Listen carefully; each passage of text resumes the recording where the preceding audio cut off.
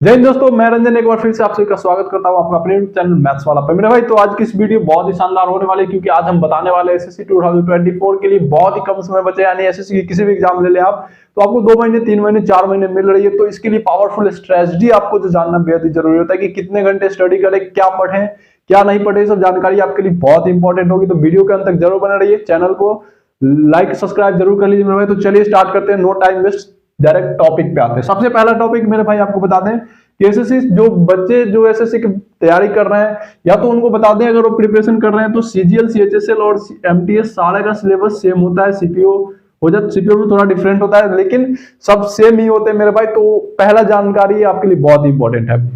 तो जो बच्चे सीजीएल वाले हैं, जो सीजीएल की तैयारी कर रहे हैं, उनको किस बेस पे पढ़ना है, क्या तैयारियां करनी है, क्योंकि सीजीएल के लिए अप्रोक्स आपके पास 8 मंथ टाइम बच रहे हैं। 8 मंथ नहीं माने तो 7 मंथ माने, ठीक है।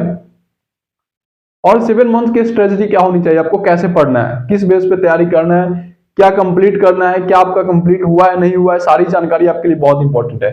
तो सबसे पहला टॉपिक बता दें मेरे भाई बिगिनर्स के लिए, जो बिगिनर्स मेरे भाई हैं जो तैयारी कर रहे हैं और उनको लग रहा है कि मैं कैसे स्टडी करूं, ऑफलाइन करूं, सेल्फ स्टडी करूं। मेरे भाई सबसे पहला चीज आपको बता दें जो जानकारी के लिए, कि आपको क्लासेस लेनी है। क्या करनी है? क्लासेस लेनी है, वो भी किसी टीचर्स की क्लासेस लेनी है जब आप बिगिनर्स हो तब। अगर आप बिगिनर्स हैं और सोच रहे हैं कि मैं खुद से बुक्स ले लूंगा, ढेर सारा 4-5 पब्लिकेशन का बुक ले आया पढ़ लिया, कभी नहीं निकलेगा मेरे भाई। इस चीज से आप दूर रहिएगा। सबसे पहला चीज आपको क्लासेस लेनी है। या तो क्लासेस आप कहां से ले सकते हैं, आप यूट्यूब से ले सकते हैं। ऐसा नहीं कि आप पेड क्लासेस, जो समर्थ है जिस लेवल पे उस तरह का क्लासेस लीजिए, लेकिन क्लासेस लेने हैं जो आपको लगे कि मैं इस टीचर से पढ़ना बेहतर समझता हूं, तो आप उसी टीचर से पढ़िए। ऐसा नहीं कि आपको प्रेफर कर दिया जा रहा है कि आप इस टीचर से पढ़िए तो ही आपका सीजीएल निकलेगा, ऐसा नहीं। तो आप यूट्यूब से क्लासेस ले सकते हैं, जो कैपेबल है वो पैड कोर्स ले सकते हैं, ठीक है। कहीं से भी पढ़िए और कहीं से भी पढ़ के आप एसएससी सीजीएल निकाल सकते हैं। अक्सर स्टूडेंट को मन में सवाल होता है कि क्या मैं यूट्यूब से पढ़ के सीजीएल क्रैक कर पाऊंगा? बिल्कुल कर पाएंगे, 100% कर पाएंगे।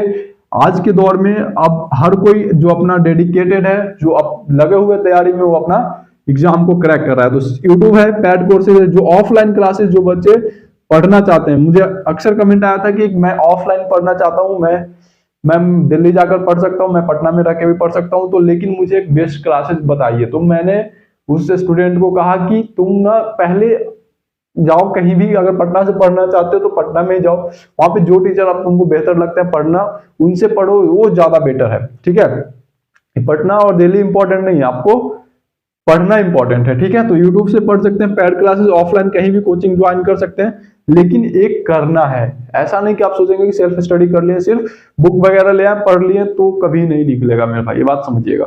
दूसरी चीज जो बताते हैं आपको, सिलेबस को ना सिलेबस कंप्लीट करें।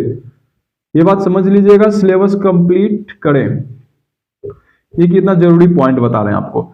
सिलेबस कंप्लीट करें मतलब मेरे भाई, अगर आपको लग रहा है कि आपके पास टाइम बहुत कम बचा, मतलब 7 to 8 मंथ्स बच रहा है, आप बिगिनर्स है, कैसे सिलेबस कंप्लीट होगा, तो ये सब सोच के अक्सर आप परेशान हो जाते हैं। लेकिन आपके पास अगर 2024 के लिए 6 to 8 मंथ्स अगर टाइम है, तो आप अपना तैयारी पे 100% फोकस दें, तब जाके आपका कंप्लीट होगा। 100% मींस कहने का मतलब आप कंटिन्यूअसली पढ़ाई करें, मतलब आपको बीच में नहीं कि किसी पार्टी में आ गया, किसी का रिलेशन में शादी ब्याह हो गया तो उसमें चले जाना है, ये सब टाइम वेस्ट नो, मतलब बिल्कुल नहीं करना है। यानी कि 100% डेडिकेशन, एक कमरे में बंद हो जाना है, पढ़ते रहना है, क्लास लेना है, बस, इसके अलावा कुछ नहीं। आपका सिलेबस भी कंप्लीट होगा, आपका रिजल्ट भी होगा, समझ रहे हैं। तो ये पॉइंट बहुत ही इंपॉर्टेंट है आपके लिए।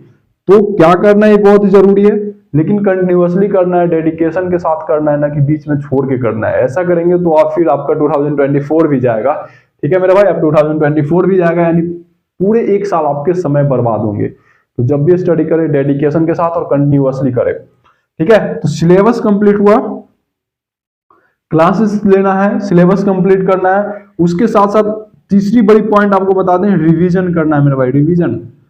रिवीजन शब्द आपको भले ही आसान लग रहा हो, लेकिन करना है इसको ना। रिवीजन आप कैसे करते हैं कि आप लिए आज पढ़े, आज एक बार में 6-7 क्लास ले लिए, सोचे कि अरे इसको तो रिवीजन एक साथ फिर पूरा कर लूंगा, 1-2 दिन बीच करके ऐसे करना है, लेकिन नहीं। रिवीजन आपको कहा जाए तो आपको पर डे रिवीजन करना है। जिस दिन आप सिलेबस कंप्लीट करें उसको प्रैक्टिस भी कर लीजिए, ये जरूरी है।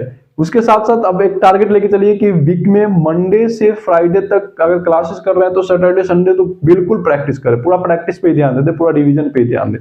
बहुत इंपॉर्टेंट है भाई, ये बात को ध्यान में रखिएगा। तो ये जो पॉइंट हम आपको बता रहे हैं, आपको जीवन में सक्सेसफुल, आपका जीवन को पूरा सक्सेसफुल बना देगी, आपका रिजल्ट 100% होगा, यानी रिवीजन करना है। ये अगली पॉइंट मेरे भाई बता दें आपको, अगली पॉइंट जो है मॉक टेस्ट। मॉक टेस्ट को लेकर अक्सर परेशान होते हैं। मॉक टेस्ट मतलब कहने का मतलब हुआ कि अगर आप सोच रहे हैं कि मेरा तो सिलेबस कंप्लीट नहीं हुआ, मैं अभी 2 महीना से चालू किया हूं, तो मॉक टेस्ट क्या लगाऊं, अक्सर ये बातें स्टूडेंट के मन में आती है। तो मॉक टेस्ट को लेकर बता दें कि मॉक टेस्ट आपका क्या बताता है। मॉक टेस्ट जैसे आप लगाते हैं, आपका मान लीजिए कि 60 मार्क्स आया, ठीक है, मॉक टेस्ट लगाए 60 सही किए, बाकी गलत हो रहा है, तो आपको यहां से क्या लग रहा है कि आप अपनी मंजिल से बहुत पीछे हैं, है कि नहीं। तो आप यहां से क्या करते हैं, अपना प्रिपरेशन पे ज्यादा फोकस करते हैं, आप फिर डेडिकेट हो जाते हैं, थोड़ा सा जो टाइम वेस्ट कर रहा है जैसे सोशल मीडिया वगैरह पर जुड़ जाते हैं और अपना टाइम वेस्ट करते हैं। तो ये सब चीज से आप फिर ध्यान हटाते हैं और अपना प्रिपरेशन पे फोकस करते हैं। ये मॉक टेस्ट, आपको मॉक टेस्ट लगाने से ये बेनिफिट होता है। तो मॉक टेस्ट लगाना है, समझ रहे हैं मेरे बात को, ठीक है। तो ये कुछ बातें हो गई। अब अगली बातें जो बताएंगे आपको कि जो सवाल आता है कि हम सिलेबस को किस ढंग से पढ़ें, मतलब कैसे पढ़ें, इंग्लिश कब पढ़ें, मैथ्स कब पढ़ें, जीके जीएस कब कंप्लीट करें, रीजनिंग कैसे पढ़ें। तो मेरे भाई आपको एक बात बताते हैं जो ध्यान से समझिएगा। जैसे आप इंग्लिश के बारे में सोच रहे हैं, ठीक है, मान लेते हैं कि आप इंग्लिश के बारे में सोच रहे हैं। इंग्लिश में एक बात बता दें आपको कि 50% क्वेश्चन जो आपका वोकैब होता है, 50% क्या होता है मेरा भाई, वोकैब। तो एक बात ध्यान रखिएगा कि वोकैब आपको 100% जो है ना याद करना पड़ेगा। वोकैब कैसे याद करते हैं, और वोकैब याद करने का सबसे बेस्ट टाइम बता दें, जो सबसे बेस्ट टाइम होता है वोकैब याद करने का, वो होता है, कमेंट बॉक्स में आप भी कमेंट करके बता दीजिए क्या होता है। सबसे बेस्ट टाइम जो होता है वो मॉर्निंग होता है, सुबह में आप वोकैब याद करेंगे, क्योंकि सुबह में आपका जो माइंडसेट होता है ना, बहुत क्लियरिटी होता है, आप उठते हैं, फ्रेश होते हैं और पढ़ने के लिए जब बैठते हैं तो आपको 100% फोकस पढ़ाई पे होता है, ठीक है। नो शोरगुल होता है, मतलब बिना किसी साउंड के आप, मतलब कोई भी हो हल्ला नहीं होता है और आप पढ़ने पे फोकस रहते हैं, ठीक है। तो वोकैब याद करें, वोकैब के साथ साथ अपना ग्रामर का जो है ना सिलेबस जो है ना कंप्लीट करें। ग्रामर पूरा एकदम ढंग से पढ़ लें ताकि उसमें कोई परेशानी ना आए, ठीक है। उसी तरह आप मैथ्स में एक सेट रूटीन बना लीजिए, मैथ्स फिर जीके जीएस में बना लीजिए, फिर रीजनिंग में बना लीजिए। ये सब चीजें आप लेके चलिए और पूरा डेडिकेशन के साथ पढ़िए। अगर आपका रूटीन फॉलो नहीं कर रहे हैं, आपको नहीं पता है, तो आप मेरे प्लेलिस्ट में जाइए, वहां पे आपको सारी जानकारियां मिल जाएगी इस चीज से रिलेटेड, ठीक है।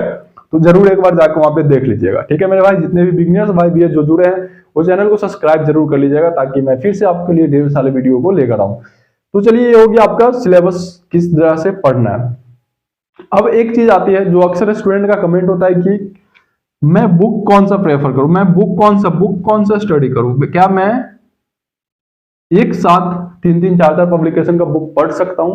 तो जिनके मन में ये ख्याल आते हैं वो निकाल दीजिए अपने दिमाग से।